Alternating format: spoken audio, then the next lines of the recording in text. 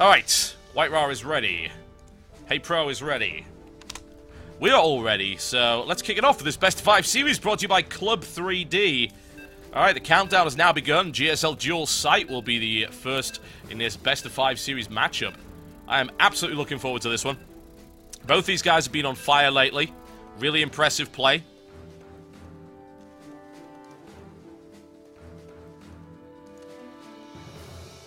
Alright. Scoreboard will need a slight little bit of adjustment. It's not playing ball with me. There we go, now it's playing ball with me. I don't want you moving anywhere. I can just see horrible things happening. There, it's locked. Everything is wonderful. So, ladies and gentlemen, let us begin.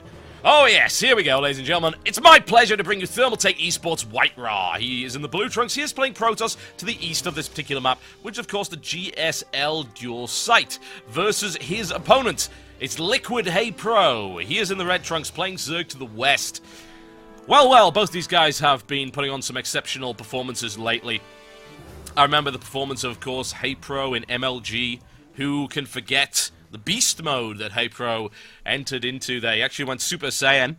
Not sure if it was SSJ2 or SSJ3. I don't know anything about Dragon Ball Z whatsoever. But the point of the fact is that he beat Nesty convincingly, and he almost beat MVP. Honestly, he should have beat MVP. There were some minor mistakes that led that to not happen. And then, of course, what more can we say about Thermaltake Esports' own WhiteRa, who has been doing exceptionally well, and is not Forge Fast expanding. This actually might be something worth etching into a stone tablet, because WhiteRa is one of these guys that loves to Forge Fast expand, but let's be honest, this is not an ideal map for it at all. So, I don't really blame him. Oh god, he's not being greedy. WhiteRa is actually a really greedy player. I don't know if you guys have really noticed this. It's not a bad thing. That's actually a really good thing. He takes some risks that tend to pay off and allow him to do some crazy stuff. But yeah, WhiteRa was going incredibly well through DreamHack. He did amazingly in both of his group stages. He unfortunately then, of course, went out before the round of 4, but still, what an amazing performance from WhiteRa. He's always consistently high in tournaments. I think that's the one thing you can say. WhiteRa does not get knocked out of tournaments easily. That's just how damn good he is. The veteran in him, the competitive experience. WhiteRa getting very cheeky right there. That could have, of course, been a surround. But bear in mind that even doing that kind of thing, if you're very skilled and sneaky, you can get out of there with your probe and, of course, have wasted mining time in the process. I suppose a lot of people in lower leagues like to think, oh, I surrounded a probe, aren't I great? And then you're going to think, well, how much mining time did I lose by surrounding that probe? And WhiteRa is a sneaky little individual. As you can tell, I put the sneaky music into the background. This is the sneaky probe. Extract coming up right now for HayprO. He's not going to play a gasless style early on, which is... it's fairly popular. WhiteRa's actually taken both the Simulators right here. Always a good thing. Once you get his Stalker out, he's going to skip the Zealot, as WhiteRa tends to do. That's a very, very common trait of WhiteRa. And will then perhaps start to pump out some sentries in order to expand. Always a good thing, and usually the reason why you would grab two of those. Of course, there are other things you can do. Interestingly enough, putting a pylon to the top there might be trying to conceal something later on. We should keep an eye on that. Perhaps the Scantipede knows. Does it know? No, it doesn't know. It doesn't know anything.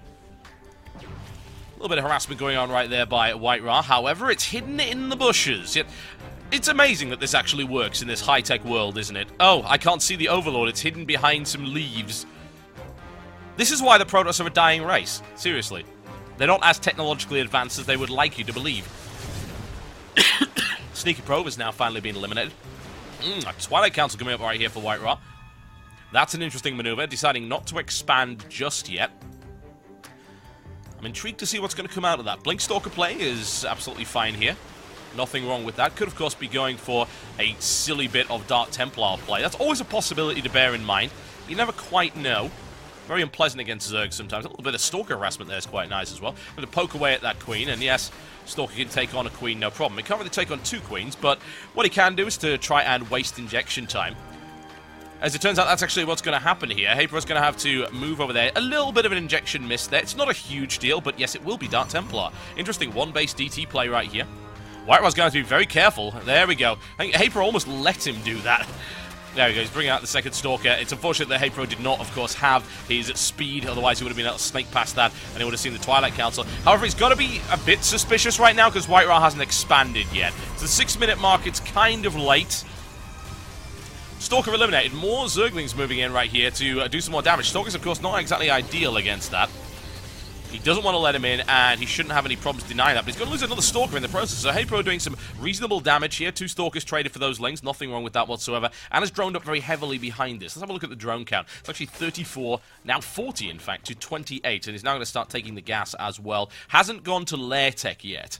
That's interesting. Evo Chamber coming up at around the appropriate time to deal with any kind of Dark Templar play. The thing is, the Dark Shrine is almost complete. Now, the question is, where is he going to put it? Well, he's got a sneaky little probe here. Sneaky probe music is still going on in the background, as you can tell. And he can put down an aggressive pylon and start to harass. That could get very, very messy indeed. However, Spore Crawler should come up.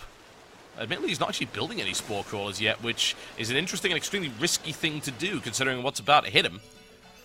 Ooh, this probe's actually going to get spotted by that. He's got to put down that pylon immediately. Either that or he's just actually going to run all the way across the map. Definitely a possibility. Never mind, actually. He's got a sneaky pylon up there. There we go. I didn't even see that. Very sneaky. Couldn't even see it against the minimap. And there we go. Dark Templar harassment coming in right here for WhiteRa. HayprO's going to lose his main if he's not careful here. In fact, it's almost certain that he will. Well, that's not a good start here for HayprO. Not at all. In the meantime, we've also had this one. And HayprO GG's immediately. There we go. One base Dark Templar play there by WhiteRa. And the first of this best of 5 series going immediately to him. And HayprO caught completely off guard by that.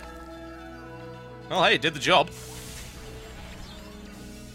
Also, turns out that blue is really horrible on that map because you can't see it up against the mini-map.